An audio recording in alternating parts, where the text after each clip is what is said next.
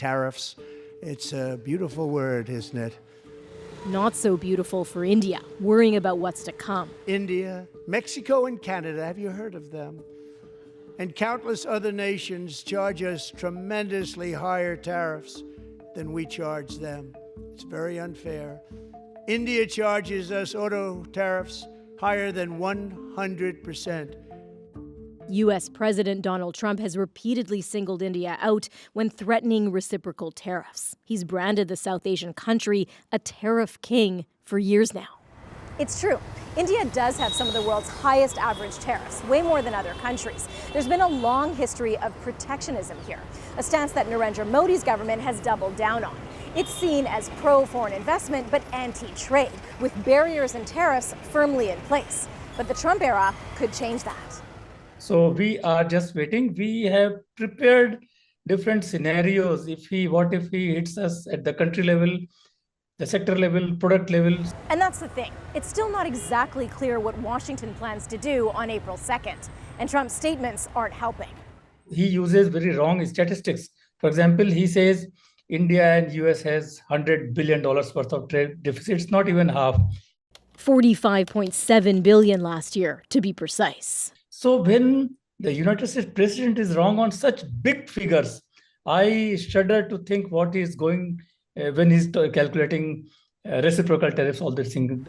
But a reciprocal tariff doesn't automatically mean a major impact here. Take apples. India has a 50% tariff on any apples coming into the country. In the U.S., it's zero, no tariff. But India doesn't export any apples to the States, so it doesn't matter. Same goes for passenger cars. America's 2.5% tariff is minuscule compared to India's more than 100% import tariff on cars, meant to fiercely protect the country's domestic sector. Elon Musk and his Teslas have tried for years to crack into the market without success. But matching tariffs won't change much, nor will what Washington has already announced, a blanket 25% duty on all finished cars and later auto parts imported into that country. Again, India doesn't really send cars to the U.S. What's very much at risk is gold. A huge market, India is a major exporter. And the gap between the tariffs that each country imposes is high, 20% here versus about 6 or 7% in the U.S. Diamonds, too, are a potential victim. Indian exporters supply nearly half of all the cut and polished diamonds that enter the United States.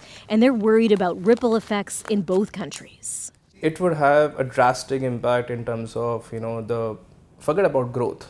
There are more than 17 to 18,000 independent retailers which get supported by India jewelry exports. So I think we need to also kind of understand that we are not just kind of having supply from India to USA, we are creating jobs in USA.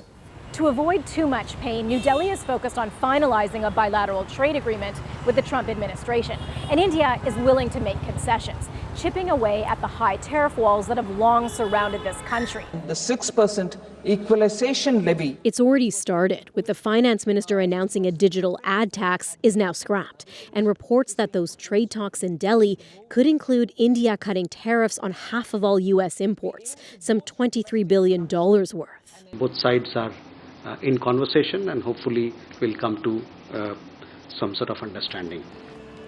That hope lingers. The relationship is too crucial, with the U.S. India's largest trade partner.